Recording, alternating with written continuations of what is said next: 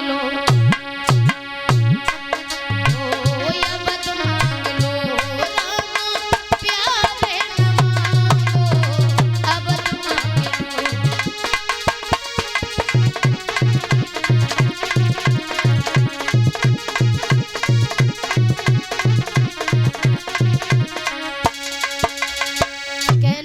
और जैसे ही कहा तो महाराज आज गुरुदेव जी कहने लगे एक बात बताओ दशरथ, अगर संतों की कृपा से तुम्हारे घर में 4 पुत्र हैं, वो दिन याद करो जब तुम्हारे घर में एक भी बेटा नहीं था, और अगर आज तुम्हारे घर 4 पुत्र हैं तो तुम्हें देने में हिचकिचावट हो रही है, परेशानी हो रही है, कोई बात नहीं, खाली हाथ लौट करके चला जाऊंगा। आज उदास हो गए विश्वामित्र, और जब उदास होकर के चल दिए, इधर महाराज दशरथ कहने लगे सुनो गुरुदेव, उदास नहीं होते हैं, कोई बात नहीं, ऐसा करो आप हमारे राम और लक्ष्मण को ले जाओ। आज गुरु विश्वामित्र जी राम लक्ष्मण को लेकर के आए।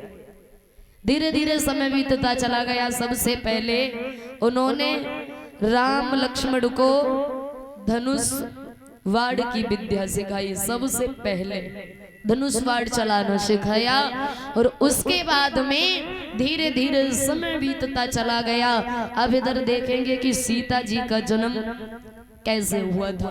कहते हैं कि सीता जी जमीन से निकली थी। इधर जनकपुर में बारिश होनी बंद हो गई, और जब बारिश होनी बंद हो गई तो सभी लोग बड़ा परेशान होने लगे, क्योंकि जब बारिश नहीं होती है तो कैसा सूखा सा लगता है, और बारिश हो जाती है तो घास उगती है, हरा भरा कितना अच्छा लगता है। जब बारिश होनी बंद हो गई, महाराज जनक बहुत परेशान है। गुरुजनों से पूछा कि गुरुदेव हम क्या करें, हमारी जनकपुरी में तो बारिश ही नहीं होती। बताया कि सुनो राजन, तुम और रानी मिलकर के राजा रानी सोने का हल चलाएंगे तो बारिश जरूर होगी। तो आज महाराज जनक और उनकी पत्नी सुनैना, जब राजा रानी ने मिलकर के सोने का हल चलाया तो वो हल जमीन में जाकर के एक घड़े से लग गया। वो घड़ा जमीन में दबा हुआ था। उस घड़े को बाहर निकाला, और जब उस घड़े को बाहर निकाला, देखा उस घड़े में एक छोटी सी कन्या बैठी हुई है। तरस आ गया। क्यों? क्योंकि छोटी सी एक बच्ची और जमीन में थी इतने दिनों तक, पता नहीं सोचते हैं कैसे जीवित होगी। महाराज को तरस आ गया तो महाराज जनक ने निकाल लिया, पाला, बड़ा किया, और जब से वो बिटिया उस घर में आई तभी से जनकपुर में बारिश होनी शुरू हो गई, यानी शीतलता हो गई। कहते हैं कि इसीलिए उन्हीं का नाम रखा गया था सीता जी। कहते हैं ना, सीता जी निकली मलैया में और एक ही कूड़ा हरैया में। कुछ लोग गाते हैं, देखा है हमने। इस तरीके से सीता जी एक मटके में निकली थी, वो भी जमीन से। धीरे धीरे सीता जी जब थोड़ी सयानी होती, एक दिन की बात, महाराज जनक ने जब देखा कि उनकी पत्नी घर पर नहीं थी, सीता को बुलाया और कहा कि सुनो बेटी, चली जाओ और मंदिर में सफाई करके आओ।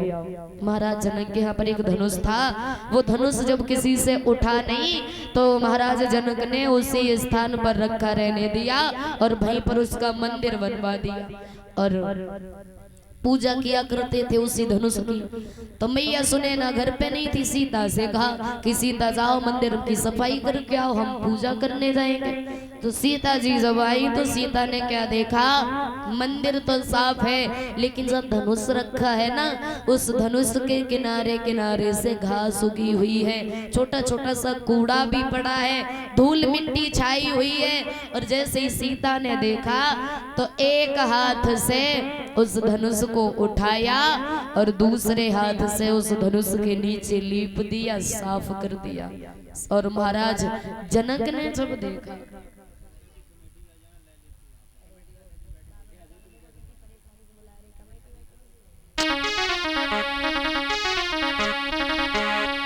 कहाँ भैया कमेटी वाले ने उतार ले, देखो बाबा बेचारे थक गए, कितनी दूर से लाए होंगे। और तुम भाई धोरे पे खड़े हो जाओ करो, कोई बड़ो बूढ़ो आओ करे, अल्लाह की मदद करो करो। आ देख थाड़े होंगे ना, देख कितनी ताकत है बड़ी बूढ़े में।